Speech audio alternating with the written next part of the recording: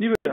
Next topic के हवाले से ये है कि इनिशियली तो हमें ये बात समझनी है कि एक ज़माना था कि जिस टाइम पे बहुत से साइंटिस्ट ये समझते थे कि चलें इसका आगाज़ आज के लेक्चर के एग्जाम्पल से करते हैं। एग्जाम्पल ये है कि एक बर्ड है, उसको शदीद भूख लगी हुई है और वो कुछ पतंगे ढूंढ रहा है। उसको पता है कि मेरे इस इलाके में पतंगे बहुत हैं और वो पतंगे जो हैं वो मेरे खाने में खासे मददगार हो सकते हैं।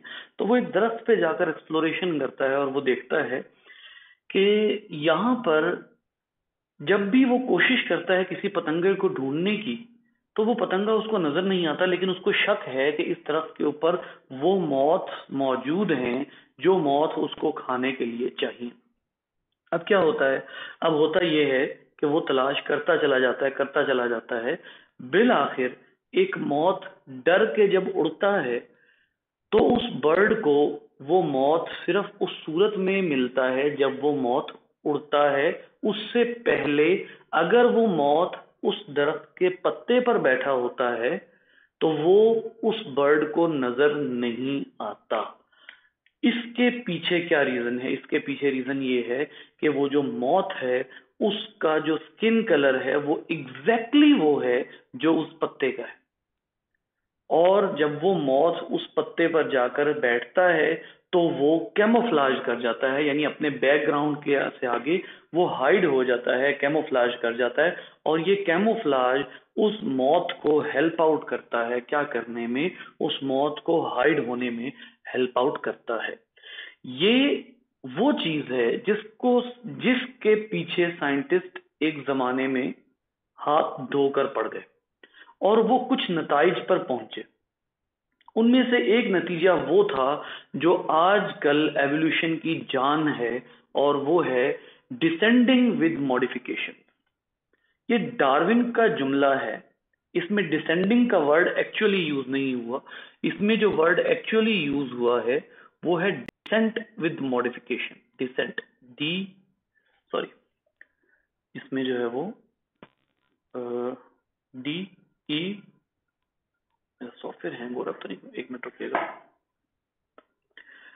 यहाँ पर जो है वो DESCENT, descent. Descent with modification.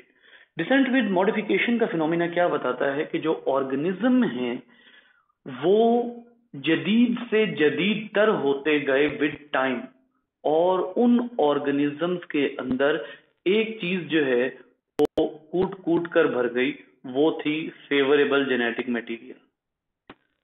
Favourable genetic material, वो जेनेटिक मटेरियल जो उनको उनके इन्वायरमेंट में सरवाइव करने में बेस्ट जो है वो हेल्प आउट कर सकता था। वो फेवरेबल जेनेटिक मटेरियल ऐसे ऑर्गेनिजम्स को मिला जिसकी ये जेनेटिक मटेरियल ही था जिसकी वजह से कोई भी ऑर्गेनिज्म अपने एरिया में मॉडिफिकेशंस के साथ रह सकता है। इसका मतलब ये हुआ कि ये जो डिसेंडेंस विद मॉडिफिकेशन है इसमें असल रोल किसका है? इसमें असल रोल है जेनेटिक मटेरियल का, उस जेनेटिक मटेरियल का जो फेवरेबल जेनेटिक मटेरियल है। अब सवाल एक और यहाँ पर डेवलप होना चाहिए, और वो क्या है कि अगर एक ऑर्गेनिज्म के अंदर मॉडिफिकेशन आई और वो मॉडिफिकेशन आई जेनेटिक मटेरियल के अंदर, then who was there to decide that this modification is favorable in this environment and this particular modification is unfavorable for a particular environment? मैं आपको यही सवाल दोबारा इजी अल्फाज में जो है वो आपके सामने बोलता हूं। फर्ज कर लिया कि हम कहते हैं कि ऑर्गेनिज्म डिसेंड हुए हैं, ऑर्गेनिज्म अपने एंसेस्टर से आगे मॉडिफाई हुए हैं, और वो मॉडिफिकेशन जो है वो उनके जेनेटिक मटेरियल में आई है। वो ऐसी मॉडिफिकेशन है कि जिसके जो जेनेटिक मटेरियल में आई, जेनेटिक मटेरियल चेंज हुआ और उस जेनेटिक मटेरियल के नतीजे में उन ऑर्गेनिजम्स में, कैरेक्टर्स में ऐसी मॉडिफिकेशन हुई कि वो ऑर्गेनिज्म अपने इन्वायरमेंट में रहने के लिए इस हद तक फेवरेबल हो गए कि इवन वो एक ट्रिक यूज करके प्रेडेटर से बच सकते हैं। फॉर एग्जांपल, एक कैमिलियन है, एक गिरगिट है, वो अपने इन्वायरमेंट में रहता है और वो स्पेसिफिक ट्रिक यूज करते हुए अपने प्रेडेटर से बच सकता है। तो इसका मतलब ये है कि उसके जेनेटिक मटेरियल में कुछ ऐसी इंफॉर्मेशन मौजूद है जो यकीनन उसको उसके प्रेडेटर से बचाने के लिए यूज होती है। सवाल ये पैदा होता है कि ये किसने डिसाइड किया कि फला मॉडिफिकेशन हेल्पफुल होगी, फला मॉडिफिकेशन हेल्पफुल नहीं होगी। जी, आप में से किसी का कोई वाइल्ड गेस है? Who decided it according to science? Sir natural selection. जी, सिंपल 2 वर्ड आंसर इसका ये है कि there were some sort of natural phenomena, जिसको बाद में अकॉर्डिंग टू डार्विन क्या नाम दे दिया गया? Natural selection.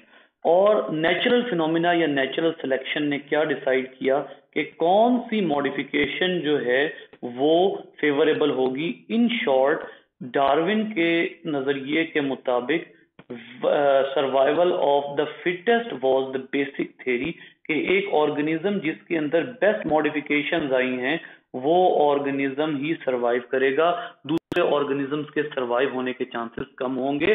वापस आते हैं अपनी एग्जांपल्स के स्टार्ट पे, अपनी स्टार्ट की एग्जांपल पे। हमारी एग्जांपल जिस चीज से स्टार्ट हुई थी वो ये थी कि हमने कहा था कि फलां बर्ड जो है वो एक मॉथ को तलाश करता है और बहुत से मॉथ्स, बहुत से पतंगे जो हैं वो उस एक पर्टिकुलर बर्ड से बच जाते हैं। क्या वजह है? कि उनकी जेनेटिक्स में जो जेनेटिकल मेकअप है वो अपने ही को एग्जिस्टिंग स्पीशीज से ज्यादा फिट हैं, क्योंकि उनके इंडिविजुअल का ज्यादा चांस है बर्ड से बच जाने का एज कंपेयर टू को एग्जिस्टिंग स्पीशीज जिसका रंग या ब्लैक है या कोई भी ऐसा कलर है जो प्रेडेटर को आसानी से नजर आ जाता है। तो ऐसी सूरत में ऐसे ऑर्गेनिज्म अपने एनवायरनमेंट में रहने के लिए फिट नहीं होते। ये वो एग्जाम्पल है जिससे हम एवोल्यूशन का आगाज कर रहे हैं। बुनियादी तौर पे ये वो एग्जाम्पल है जिसमें एवोल्यूशन बंद है, जिसके अंदर एवोल्यूशन बंद है। अब सवाल ये पैदा होता है कि अगर इस एग्जाम्पल में एवोल्यूशन बंद है तो हमने एवोल्यूशन का कौन सा हिस्सा पढ़ना है?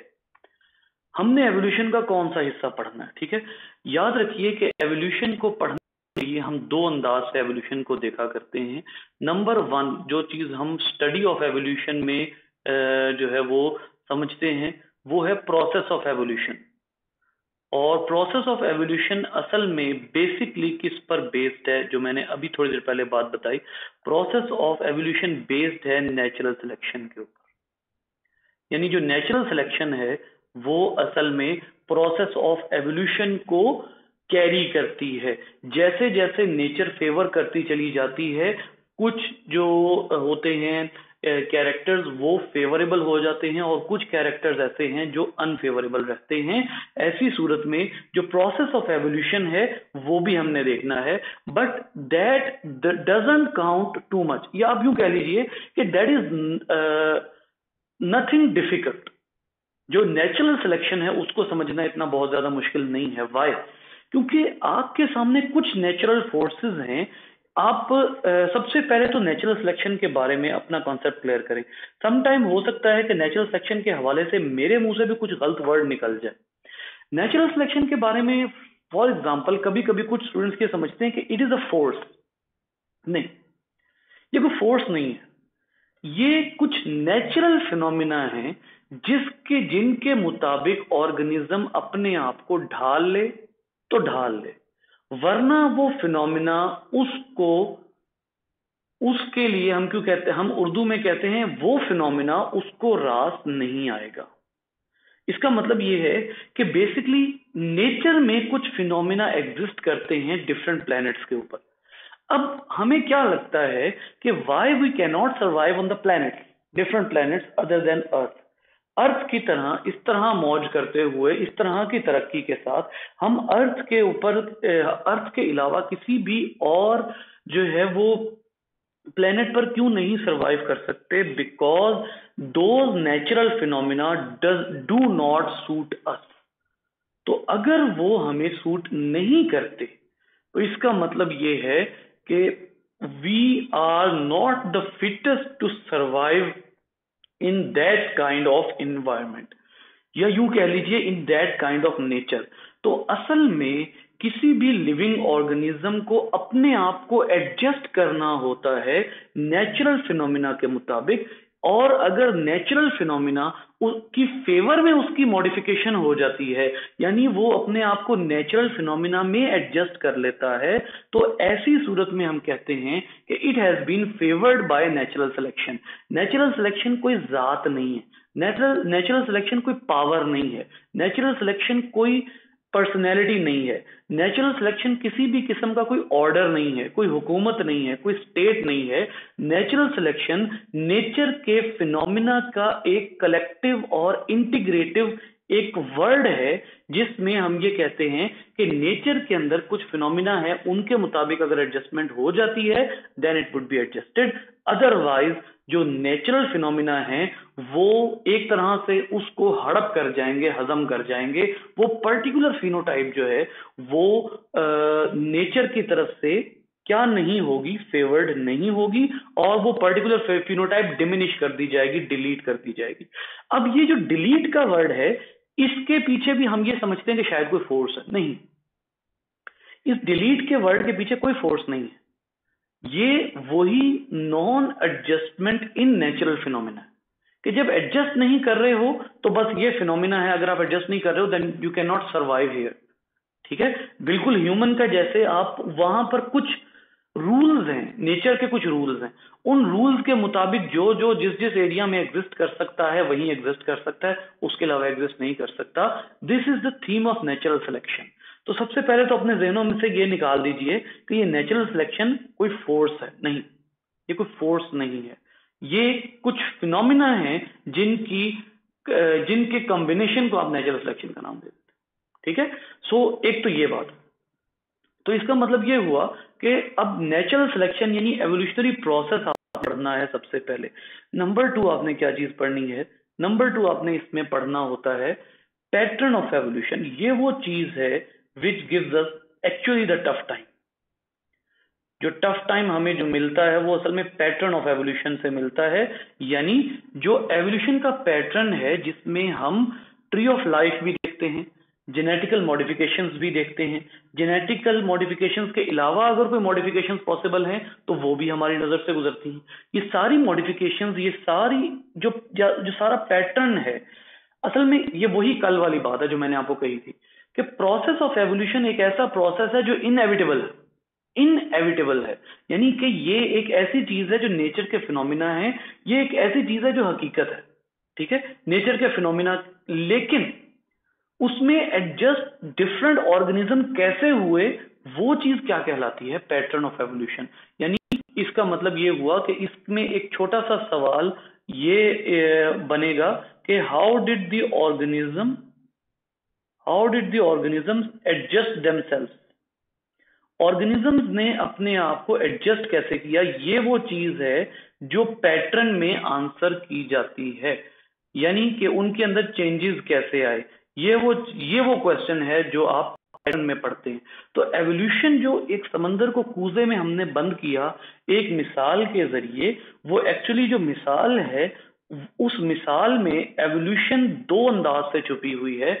एक ये कि एवोल्यूशन के प्रोसेसेस क्या क्या होते हैं, नंबर 2 ये कि एवोल्यूशन जो है उसके वो ऑर्गेनिज्म ने अपने आप को कैसे मॉडिफाई किया, या ऑर्गेनिज्म में क्या चेंजेस आए, किस पैटर्न के चेंजेस आए जो वो अपने एनवायरनमेंट से एडजस्ट कर गए। ये वो दो चीजें हैं जो बेसिक थीम है एवोल्यूशन का। उनकी डिफरेंट एक्सप्लेनेशंस है जो हम आगे पढ़ते हैं, डेप्थ में जाते हैं, डिफरेंट क्वेश्चंस जनरेट करते हैं, मजीद हाइपोथेसिस लाते हैं, उनका आंसर करते हैं, ये सारा कुछ जो है ये उसके आंसर में आता है। तो जी बेटा, अगर आपको कोई सवाल है यहाँ तक तो बताइए।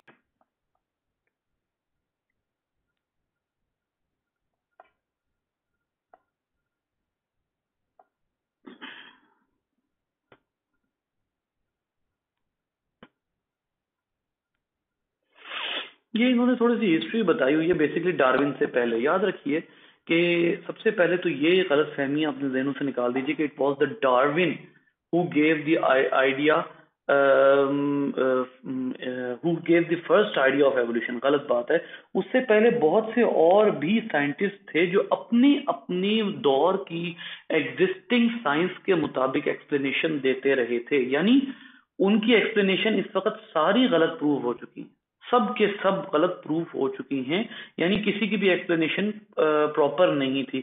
लेकिन डार्विन से पहले बहुत से लोग कोशिश कर चुके थे, और डार्विन कभी भी इतनी बड़ी अटेम्प्ट ना कर सकता अगर उसने उन तमाम लोगों को ना पढ़ा होता। तो वो जो उनकी, आप कभी भी किसी पर्सन को गलत नहीं साबित कर सकते जब तक आप जो है वो उस एक पर्टिकुलर पर्सन को, यूं कह लीजिए कि उस एक पर्टिकुलर पर्सन को पढ़ नहीं लेते। तो डार्विन ने इन सब को पढ़ा हुआ था, इन सब के पब्लिश्ड पेपर्स पढ़े हुए थे, इन सब की एक्सप्लेनेशन को पढ़ा हुआ था, बट वो बायोलॉजी को भी जानता था। और बायोलॉजी उसने ये अंदाजा लगाया कि बेसिकली कुछ ऐसी चीजें हैं जिसमें साइंटिस्ट ने अटेम्प्ट किया है, खास तौर पर जंपिंग टू कंक्लूजन्स, यानी कि उन्होंने छोटी छोटी ऑब्जर्वेशंस लेके क्या प्रेफर किया है कि हमारी बात जो है वो लोग पढ़ लें, हमारी बात को रिकॉग्नाइज किया जाए, ना कि उन्होंने बहुत ज्यादा एफर्ट की है, जिसकी वजह से आज उनमें से किसी भी साइंटिस्ट का नाम बहुत बड़ी किताबों में नहीं लिया जाता। इवन जो जीन बैप्टिस्ट डी लामार्क था, ही वॉज बिफोर डार्विन, तो उसके भी जो थ्योरी थी उसके मुताबिक भी बहुत सी बातें ऐसी हैं जो कि गलत है, जाहिर है। उसका जिक्र इसलिए किया जाता है कि वो डार्विन से करीब तर था, लेकिन यह है कि क्योंकि ना डार्विन जानता था जेनेटिक्स, ना ही जीन बैप्टिस्ट डी लामार्क जानता था, ठीक है, कोई भी जेनेटिक्स नहीं जानता था। लिहाजा इवन डार्विन के बहुत से अंदाजे ऐसे हैं जो according to genetics, wild guesses तो उसके ठीक साबित हुए हैं, लेकिन जेनेटिक्स के मुताबिक उसके कुछ अंदाजे हैं जो उसकी एक्सप्लेनेशन के बजाय किसी और अंदाज से होते हैं। यानी आप यूं कह लीजिए कि डार्विन ने बात ठीक की, लेकिन उसकी जो एक्सप्लेनेशन थी वो गलत थी। वो आज हमें पता लगता है कि एक्चुअली वो एक्सप्लेनेशन जो है वो जेनेटिक्स के थ्रू पता लगता है कि वो एक्सप्लेनेशन असल में क्या थी, ठीक है। तो यहाँ पर सबसे पहले तो जो बात होती है वो यहाँ से 1790 से शुरू होती है, ठीक है। यहाँ पर 1795 में एक जो है वो फिनोमिना आता है ग्रेजुअलिज्म का, और उसके साथ साथ जो है वो एक और साइंटिस्ट, जैसे ये फॉसिल्स के हवाले से हम इस पूरे ग्राफ को पढ़ेंगे, और इस ग्राफ को पढ़ते हुए हम जो रिटन थ्योरी है हम उसकी बात करेंगे। देखिए, सबसे पहली चीज जो है, जो चीज हमें मिलती किस तरह, ये जो फिनोमिना आपके सामने लिखा हुआ है, Hutton's proposes his principle of gradualism. ये ग्रेजुअलिज्म बेसिकली किसके हवाले से है? ये जो साइंटिस्ट लिखा हुआ है यहाँ पर हटन नाम का, ये असल में साइंटिस्ट था जियोलॉजी का, ये असल में जियोलॉजी का साइंटिस्ट था। और ये जो साइंटिस्ट था इसने असल में क्या कहा था? इसने कहा था, सबसे पहले आप डार्विन को देखिए कि Darwin was no less of a genius. ये जो हटन साइंटिस्ट था इसने ये कहा था कि जमीन पर जितनी मॉडिफिकेशंस हुई हैं वो ग्रेजुअली हुई हैं। यानी उसने अपनी जिंदगी में ये देखा था कि एक पूरी वादी को बनने में बहुत से अवामिल असरअंदाज होते हैं। फॉर एग्जाम्पल, उस एक वादी के बनने के पीछे बाज़ औक़ात दरिया के रुख का मुड़ना होता है। दरिया अगर अपना रास्ता बनाता है तो जो रास्ता वो छोड़ता है, उस जगह पर अगर वादी बन जाती है या उस जगह पर कोई भी ऐसी चीज बन जाती है तो ये एकदम नहीं होता। दरिया कभी अपना रास्ता एकदम नहीं छोड़ता, वादियां एकदम नहीं बन जाती, जमीन के ऊपर जो कॉन्टिनेंट्स हैं वो एकदम नहीं बन गए। ये सारी बातें जब हटन ने कही तो उसने कहा कि ये 100 या 1000 साल का प्रोसेस नहीं है, बल्कि ये लाखों साल का प्रोसेस है। यानी जमीन के ऊपर जियोलॉजिकल चेंजेस जो हैं वो इतनी जल्दी नहीं आ गई। फिर एक और साइंटिस्ट था जिसने जमीन के ऊपर एक और फिनोमिना, एक और होने वाले फिनोमिना को एक्सप्लेन किया। और वो कौन सा फिनोमिना था बेटा? वो फिनोमिना था जिसको आज हम कहते हैं स्ट्रेटिफिकेशन। स्ट्रेटिफिकेशन क्या है? जमीन के ऊपर डिफरेंट किस्म की सॉइल लेयर्स का आ जाना। अब ये सॉइल लेयर्स बेसिकली क्या हैं कि जैसे आप देखते हैं, अभी पिछले दिनों मैंने एक पिक्चर भी शेयर की थी और अब मैं आपके साथ दोबारा शेयर करता हूँ, बहुत ही इंटरेस्टिंग पिक्चर है। जिसमें आपको पता लगता है कि जमीन जो है वो किसी एक लेयर का नतीजा नहीं है, बल्कि जमीन के ऊपर सॉइल की, मिट्टी की कई लेयर्स हैं, जिनको आप लिथोस्फीयर्स भी कहते हैं। और जब आप जमीन के का तज्जिया करते हैं तो पैलियोंटोलॉजी में आप उनको रॉक लेयर्स भी कहते हैं। रॉक लेयर्स से मुराद क्या है कि जमीन के ऊपर टाइम टू टाइम बिछने वाली जो लेयर्स हैं वो एक दूसरे से डिफरेंट हैं, वो तमाम लेयर्स एक दूसरे से डिफरेंट हैं। तो यहां से क्या बात पता लगती है, यहां से हमें ये बात पता लगती है कि जमीन के ऊपर जितनी भी लेयर्स बनी हैं वो एक्चुअली वो नहीं है। ये जरा डायग्राम देखिए, मैं आप लोगों के साथ शेयर भी कर देता हूँ। इस डायग्राम को जरा ऑब्जर्व करें। ये आपको नीचे से लेकर ऊपर तक जितने डिफरेंट कलर्स नजर आ रहे हैं ये सारी सॉइल लेयर्स हैं, ये सब के सब सॉइल लेयर्स हैं। इससे क्या साबित होता है? इससे साबित ये होता है कि जमीन जब बनी और जमीन के ऊपर जो चेंजेस आए वो एकदम नहीं आए, बल्कि वो किस तरह आए देखिएगा। हटन ने क्या कहा, प्रिंसिपल ऑफ ग्रेजुअलिज्म। ये ग्रेजुअली आए, ये जितने चेंजेस हैं, वादियां, पहाड़, मिनरल्स, नमक, पानी, ये सारा कुछ एकदम नहीं हुआ। यहां से जो पहला गेस था डार्विन का वो आउटस्टैंडिंग था। वो क्या था? वो ये था कि जो उस दौर में मौजूद रिलीजियस बुक्स में, या रिलीजियस से के बजाय मोर सुटेबल वर्ड ये होगा कि हिस्टोरिकल बुक्स में ये जो कहा जाता था कि जमीन चंद हजार साल की पैदावार है, ये गलत कहा जाता था।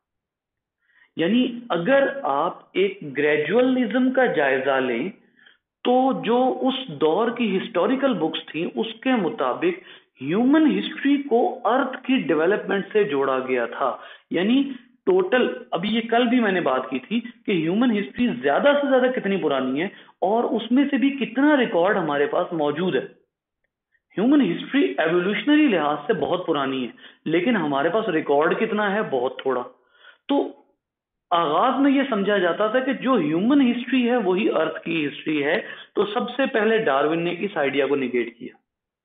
वो आइडिया ये था कि ये गलत बात है कि जमीन के ऊपर बनने वाली लेयर्स, दरियाओं, पहाड़ों, वादियों, चोटियों, इन तमाम का बनना एकदम नहीं हुआ, बल्कि ये एक ग्रेजुअल प्रोसेस था जो कि एक जो है वो बहुत लंबा अरसा, billions of years, millions of years के बाद जाकर अकम्प्लिश हुआ। और इसका एक और जायजा कैसे लिया उन्होंने कि जो जमीन के ऊपर ये जो अभी आपको मैंने वो दिखाई हैं, स्ट्रेटा दिखाई हैं, लेयर्स दिखाई हैं, ये तमाम लेयर्स जो हैं ये सारी की सारी एक दूसरे से बहुत डिफरेंट है। जो यंगेस्ट लेयर है, जो सबसे ऊपर की लेयर है, वो अपनी बाकी तमाम नीचे वाली लेयर से डिफरेंट है टेक्सचर में, स्ट्रक्चर में। तो यहां से क्या बात साबित होती है कि ये तमाम लेयर्स जो जमीन की हैं ये मुख्तलिफ मौके पर बनी हैं, और ये जो तमाम लेयर्स हैं इनके दरमियान कई कई हजार, कई कई लाख साल का फासला है, जिसकी वजह से जो जियोलॉजी है और पैलियोंटोलॉजी है उससे ये बात क्लियरली साबित होती है कि ये सब कुछ एकदम नहीं हुआ। दूसरे नंबर पे आपको यहां पर एक और थ्योरी मिलेगी। वो क्या है? वो है Cuvier. Cuvier publishes his extensive ideas of vertebrate fossil 1812 में। तकरीबन यूं कह लीजिए कि 18 साल बाद, 17 साल बाद, हटन के 17 साल बाद क्यूवियर आता है। क्यूवियर ये कहता है कि जैसे जैसे मैं जमीन की लेयर्स में नीचे नीचे जाता हूं तो ना सिर्फ ये कि मुझे जमीन की हर लेयर अपने से ऊपर वाली लेयर से डिफरेंट लगती है, बल्कि एक ये बात भी मुझे नजर आती है कि जमीन की लेयर्स के नीचे जितने फॉसिल्स मौजूद हैं उसमें से हर निचली लेयर के जो फॉसिल हैं वो मॉडर्न लाइफ से डिफरेंट होते चले जाते हैं। वो मॉडर्न लाइफ से डिफरेंट होते चले जाते हैं। इसका मतलब ये हुआ, क्यूवियर ने इस बात से क्या अंदाजा लगाया? क्यूवियर ने ये कहा कि ये जो लेयर्स हैं, ये जो लेयर बिछी है, ये किसी दौर के कैटास्ट्रोफिक इवेंट के नतीजे में बिछी है। एक बात मैं आपको बताता हूं कि ये जो पैलियोंटोलॉजी में हम जियोलॉजिकल टाइम स्केल बनाते हैं, इसमें जो आपको टाइम्स गिवन है और ये जो आपको इराज गिवन है, ये क्या है बेटा? वैसे आप में से किसी को पता है ये? सर जो अर्थ की एज है, जो डिफरेंट स्ट्रेटा है ना, इनके अकॉर्डिंग एरास को नाम दिया गया है। अर्थ की एज के अकॉर्डिंग। जी, और कोई गैस?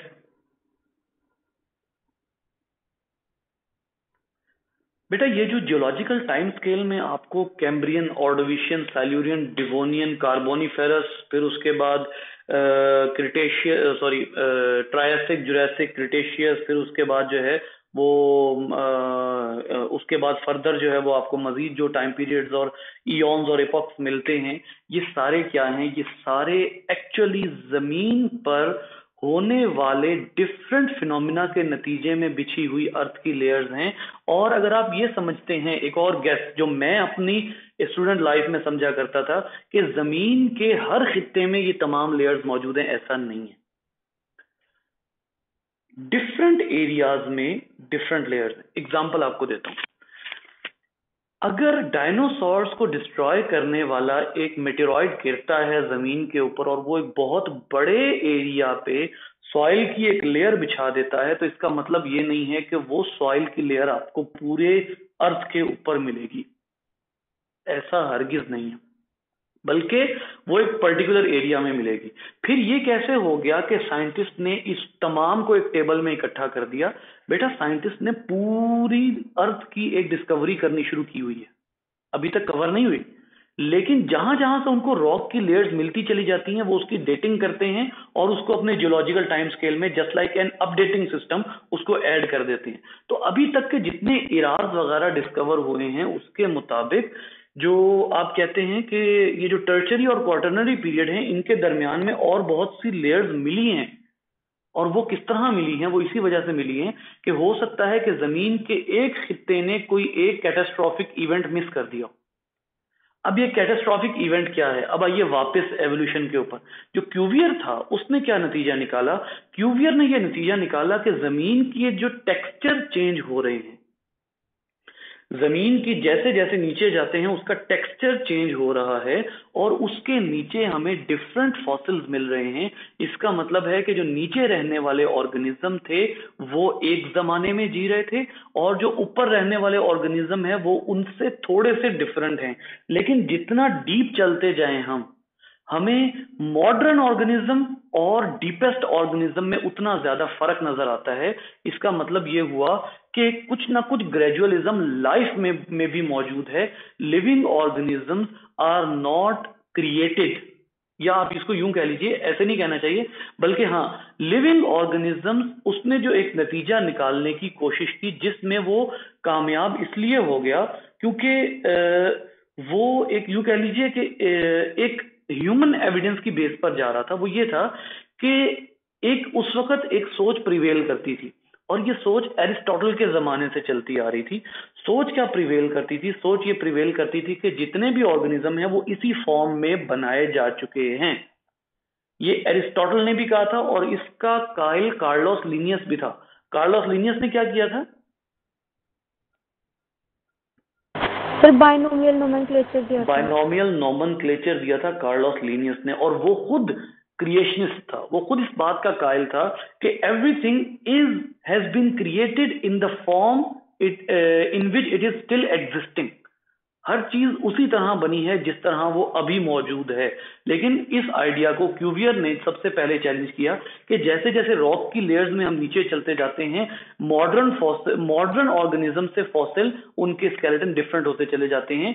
यानी लाइफ में भी ग्रेजुअलिज्म आया है। पहले कोई और लाइफ एग्जिस्ट करती थी, अब कोई और लाइफ एग्जिस्ट करती है। अब आप इतने स्ट्रॉन्ग आइडियाज के बाद अंदाजा लगाइए कि डार्विन के लिए ऑलमोस्ट सारी कहानी तो डेवलप हुई पड़ी थी। मतलब अगर आप ये कहते हैं कि डार्विन ने मेंडल वाला काम किया था, नहीं, मैं डार्विन को मेंडल के बराबर नहीं रख सकता। क्यों? क्योंकि मेंडल, एक तो बात यह है कि उसने अपने टीचर्स की वर्किंग को बहुत अप्लाई किया। स्टैटिस्टिशियन था और बॉटनिस्ट था, दो टीचर थे उसके। दूसरा ये कि उसकी ऑब्जर्वेशन बहुत आउट क्लास थी। डार्विन ने ऑब्जर्वेशन की, लेकिन उसने पहले इन चीजों के बारे में कुछ हाइपोथेसिस भी क्रिएट किए हुए थे और कुछ लोगों के पेपर भी उसको मिले हुए थे। अब ये मजाक नहीं है कि पैलियोंटोलॉजी के ऊपर क्यूवियर भी अपना आइडिया दे चुका है। और ग्रेजुअलिज्म के ऊपर हटन भी अपना आइडिया दे चुका है। तो ये दो आइडियाज मजाक नहीं है, बड़े स्ट्रॉन्ग आइडियाज हैं जिनकी रहनुमाई मिलती है डार्विन को। ठीक है, तो यहां पर आप देख लीजिए। उसके अलावा जो है ये देखिए लिखा हुआ है कि चार्ल्स डार्विन वॉज बॉर्न 1809। जिस वक्त चार्ल्स डार्विन बॉर्न होता है उसी दौरान एक और बंदा अपना आइडिया दे देता है, और ये आइडिया डार्विन को एक्सट्रीमली हेल्प करता है बहुत सी बातें करने में। और वो आइडिया क्या है? वो है इनहेरिटेंस ऑफ एक्वायर्ड कैरेक्टरिस्टिक्स। बेटा ये कोई बहुत मुश्किल नहीं है, आप में से कोई बता दे तो बेटर है।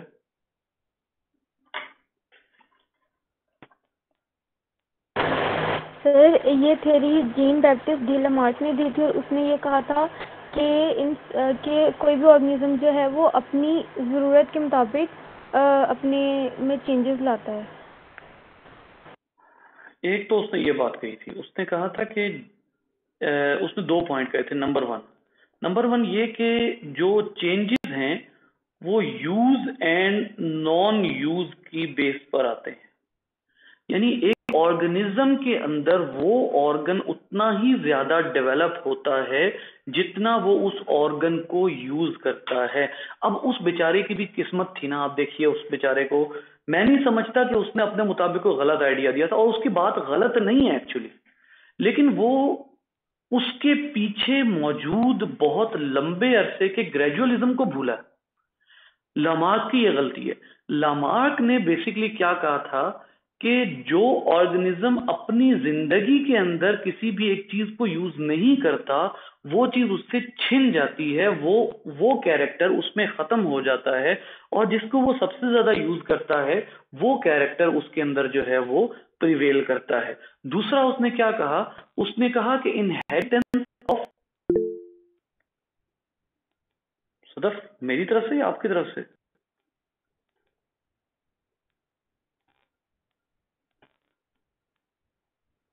Acquired characters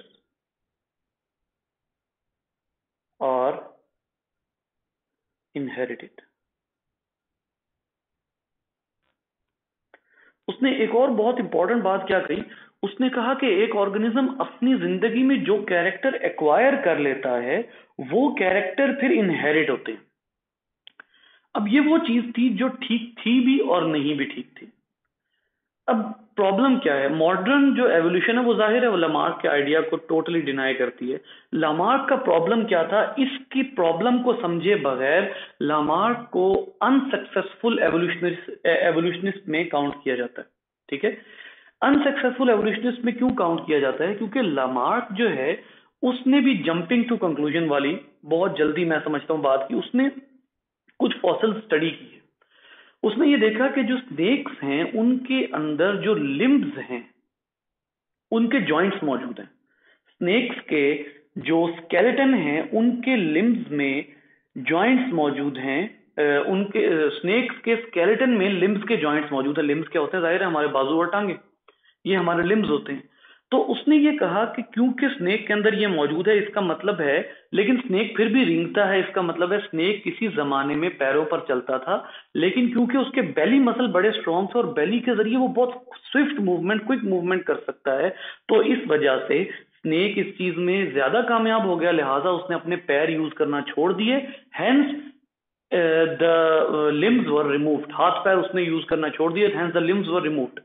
और दूसरा उसने कहा कि ये चीज इनहेरिट हुई। जैसे जैसे उसने अपना यूज खत्म करना शुरू किया ये चीज इनहेरिट होती गई, अगली नस्लों में जाती गई। सो उसकी एक बात, उसका जो गेस है ना ये बड़ा वाइल्ड गेस है, जो एक लिहाज से निशाना भी हो सकता है तीर का। एक तीर बहदफ निशाना जो है वो हो सकता है। क्यों? देखिए जेनेटिक्स ये कहती है कि जब एक एलील फेवर कर दिया जाता है तो वो प्रिवेल करता है। ठीक है, लेकिन लामार्क के आइडिया के पीछे ना पॉपुलेशन है ना जेनेटिक्स है। ये एक वाइल्ड गैस है जो किसी हद तक ठीक भी है, लेकिन ज्यादातर इसको गलत ही काउंट किया जाता है। लामार्क ने जब ये थ्योरी दी तो डार्विन को अपनी पूरी बुक का मेन आइडिया मिला ही यही, यहीं से मिलता है डार्विन को कि जो ऑर्गेनिज्म आगे बनते हैं उनके अंदर मॉडिफिकेशन आ सकती है, लेकिन वो इस वजह से नहीं आती कि वो अपनी लाइफ में किसी चीज को यूज करना छोड़ देते हैं, बल्कि वो इस वजह से आती है कि वो जो एक पर्टिकुलर फिनोटाइप है उसको नेचर रिजेक्ट कर देती है। डार्विन ने बाद में फिर ये कहा, दोबारा सुनिए, डार्विन ने इस आइडिया को निगेट किया था कि वो जो चेंज आया है वो यूज ना करने की वजह से आया या यूज करने की वजह से आया। इस बात को डार्विन ने निगेट कर दिया कि यूज और मिसयूज का उसके पीछे कोई ताल्लुक नहीं है।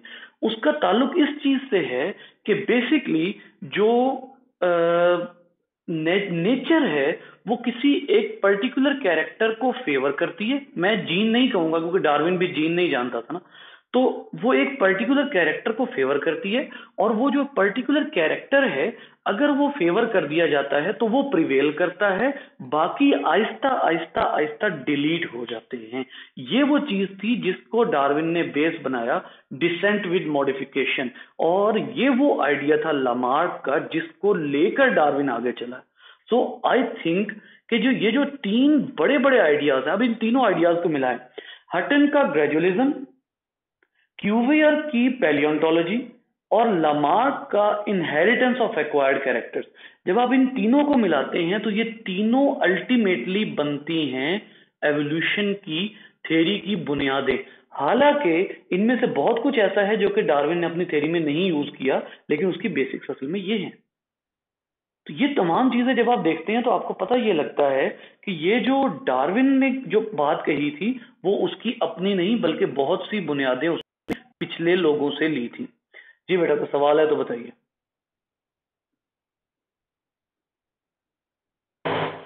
सर, जिन अर्थ के एरियाज में ये स्ट्रेटा का डिफरेंस होगा, क्या उनमें टाइम स्केल्स का भी डिफरेंस होगा? नहीं नहीं बेटा, नहीं, टाइम स्केल का डिफरेंस नहीं होगा। ये एक और कौन चला गया छोड़ के, जोहा, जोहा किधर चली गई?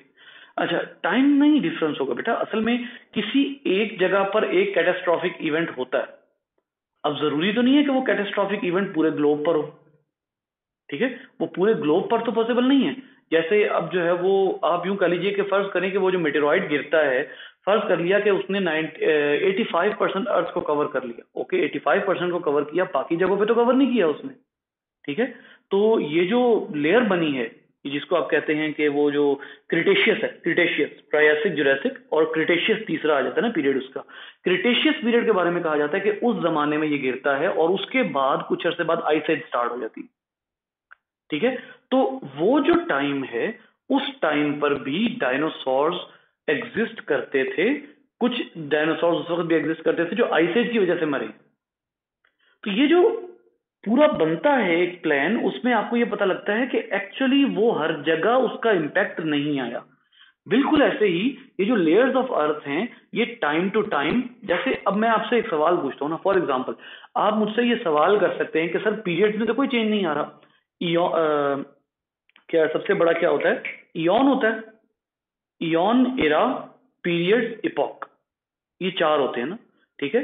तो जो इयॉन्स हैं उनमें भी कोई चेंज नहीं है, जो एरा है उसमें भी कोई चेंज नहीं है, जो पीरियड्स हैं उसमें भी कोई चेंज नहीं है। चेंज किसमें आ रहा है? इपॉक में। इस वक्त जो most updated geological time scale, मैंने खुद नहीं देखा लेकिन मैंने एक दो ऐसे जियोलॉजिकल टाइम स्केल जरूर देखे हैं जिसमें इपॉक्स अपडेट हो रहे हैं। क्यों? क्योंकि जैसे जैसे साइंटिस्ट को सॉइल की लेयर्स मिल रही हैं उनको पता लग रहा है कि एक्चुअली ये जो सॉइल की लेयर्स हैं these are more than we thought,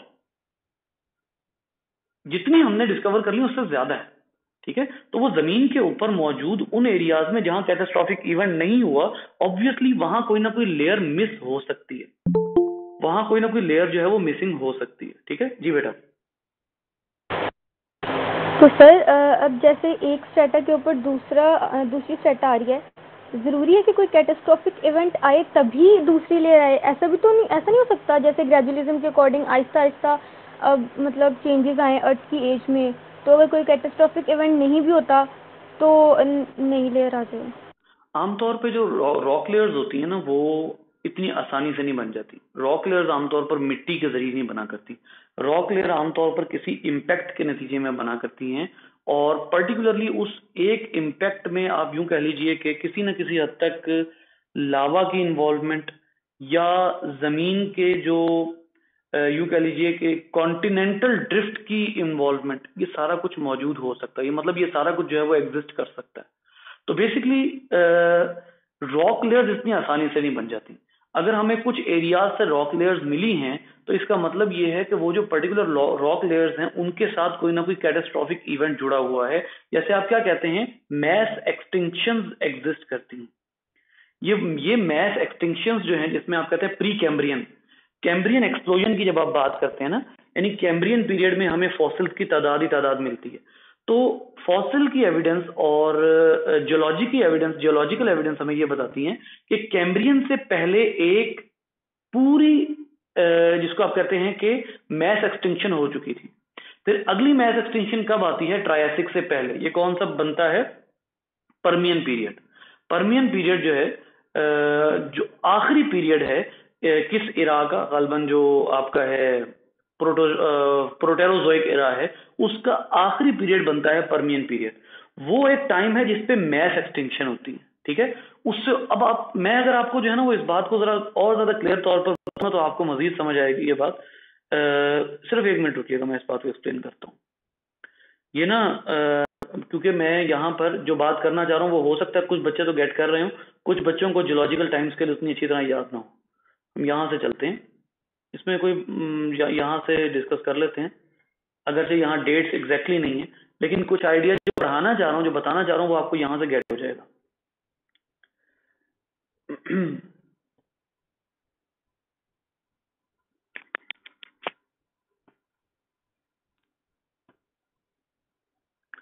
चलो भाई,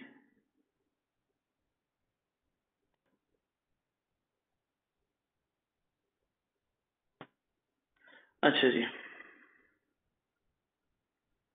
ये देखिएगा, ये अब ये जो आपके पास जियोलॉजिकल टाइम स्केल है, इसमें अगर आप गौर से देखते हैं तो ये पेलियोजोइक एरा, सॉरी ये पेलियोजोइक एरा, प्रोटेरोजोइक उससे नीचे।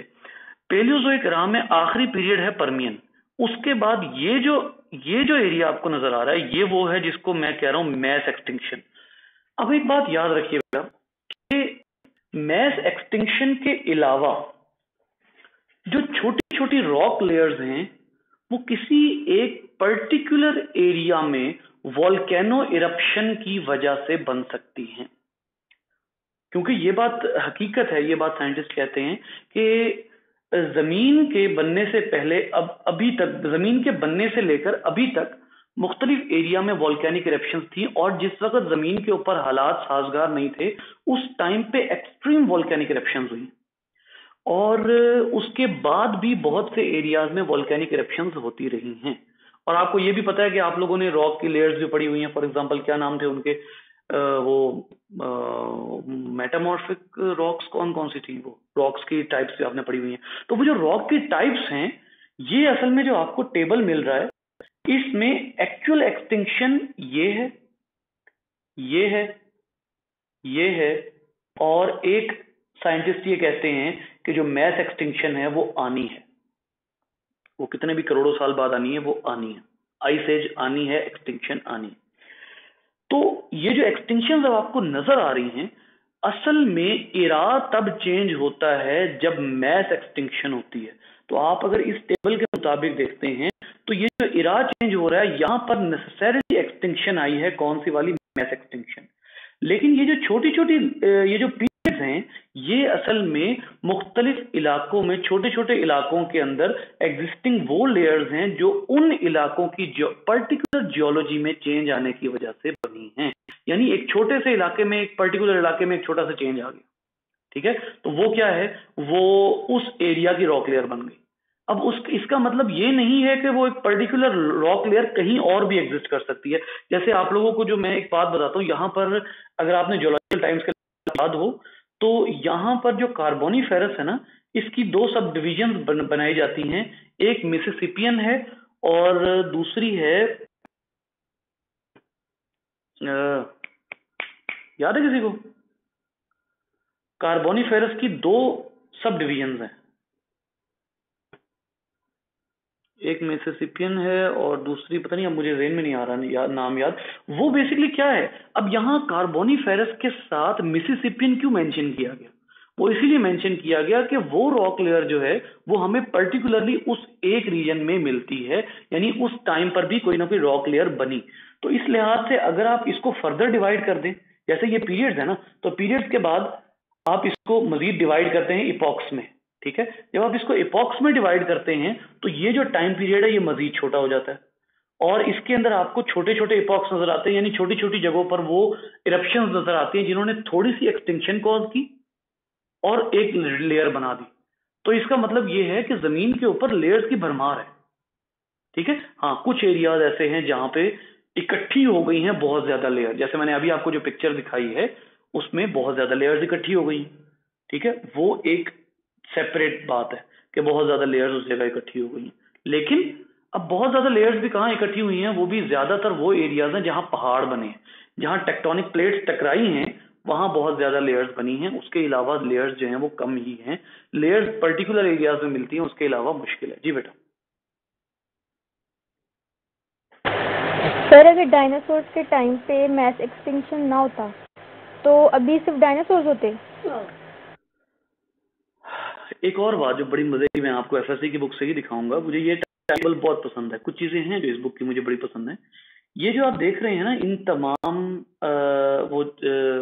इनका एक खास वो देख रहे हैं आप, जिसको कहते हैं कि एक एक्सपेंशन देख रहे हैं, ये खास एक्सपेंशन देख रहे हैं इसकी, फिर इसकी।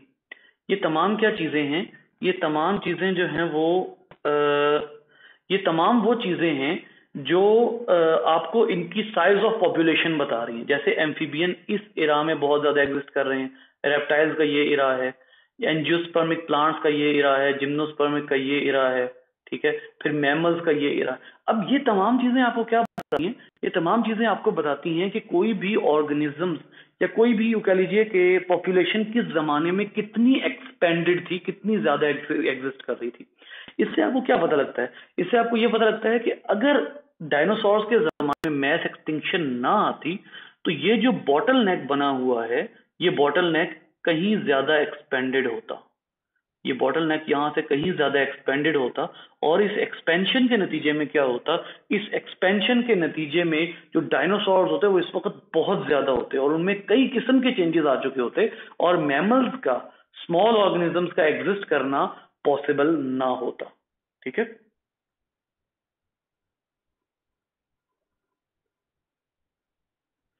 जी बेटा। चलिए जी वापस चलते हैं अब एक और बात के ऊपर, और वो ये है कि ये देखिए, ये एक अब एक और साइंटिस्ट है जिसने डार्विन से पहले काम कर लिया था, एंड ही वाज चार्ल्स लाइल, जिसने जियोलॉजी के हवाले से जो है वो काम किया था। डार्विन के सफर शुरू करने से पहले जियोलॉजी के ऊपर उसने काम कर लिया था। तो एक और चीज डार्विन को जो है वो यहाँ से पता लगती है कि जो कॉन्टिनेंट्स हैं ये एक्चुअली पहले इस शेप में नहीं थे, बल्कि इनके अंदर चेंज आया है और ग्रेजुअली चेंज आ रहा है। They can move away from each other, they can be broken.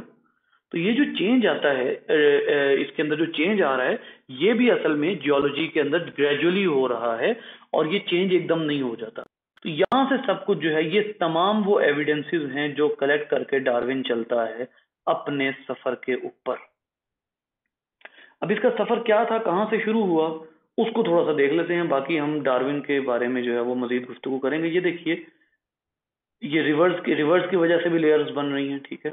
और उसके बाद जो है वाटर लेवल जब डाउन होता है तो उसकी वजह से असल में लेयर्स हमें उसकी वजह से भी मिलती हैं। डार्विन का लेयर जो सफर है वो कहाँ से स्टार्ट होता है बेटा, डार्विन का सफर स्टार्ट होता है इंग्लैंड से, द ग्रेट ब्रिटेन, यहाँ से स्टार्ट होता है और उसके बाद डार्विन चलता है साउथ की तरफ। बुनियादी तौर पर डार्विन को ये पता लगता है कि जो साउथ का एरिया है it is full of some kind of fossils, इसके अंदर जो नेचर की वैरायटी है वो भी ज्यादा है और फॉसिल्स भी बहुत ज्यादा हैं। तो आप यहाँ पर अब अंदाजा लगाइए कि डार्विन ने अपना यहाँ एक सफर नहीं किया। ये देखिए, यहाँ से ये वापस आ रहा है और उसके बाद फिर जा रहा है। ये देखिए, एक दफा जब ये निकलता है तो उसके बाद साउथ अमेरिका आता है। अब साउथ अमेरिका वो है एरिया जहां पर एक्चुअली एग्जिस्ट करते हैं गैलापागोस आइलैंड। जो गैलापागोस आइलैंड्स हैं ये असल में साउथ अमेरिका के लेफ्ट पर हैं, जस्ट नियर टू इक्वेटर, ये इक्वेटर लाइन है, उसके नजदीक जो है ये बेसिकली आप यूं कह लीजिए कि गैलापेगस आइलैंड नहीं है, ये आइलैंड्स हैं। और ये जितने आइलैंड्स हैं इन सब पे स्ट्रेंज किस्म की स्पीशीज जो हैं वो एग्जिस्ट करती हैं, ठीक। ये तमाम किस्म के आइलैंड्स के ऊपर। और डार्विन सबसे पहले साउथ अमेरिका जाता है, साउथ अमेरिका को अच्छा खासा एक्सप्लोर करता है इन तमाम एरियाज में। ये देखिए ये पॉइंट्स बने हुए हैं, यहाँ पर आके भी वो रुकता है, फिर अर्जेंटीना है, केप हॉर्न है, आखिरी वर्ल्ड के कॉर्नर तक भी आता है, फिर ये तमाम एरिया। अब साउथ अमेरिका के इधर इस साइड पर गैलापेगस आइलैंड की स्पीशीज को भी वो एग्जामिन करता है। फिर यहाँ से वो मजीद आगे चला जाता है किस तरफ। अब अगर आप ग्लोब को वो करें, अर्थ को गोल कंसिडर करें, तो अगर गैलापेगस से ये इस तरफ मूव करता है, ठीक है, ये असल में इन्होंने एनलार्ज करके दिखाई हुई है। ये गैलापेगस से जब मजीद वेस्ट को मूव करेगा ना, तो ये अल्टीमेटली किधर निकलेगा, ये ग्लोब होने की वजह से ऑस्ट्रेलिया निकलेगा, ठीक है। तो गैलापेगस से मजीद आगे जब चलता है और ऑस्ट्रेलिया में आता है, तो इसको मजीद स्पीशीज मिलती हैं जो कि साउथ अमेरिका से डिफरेंट है। फिर उसके बाद वो माले आर्चिपेलागो इस एरिया में आता है, ठीक है।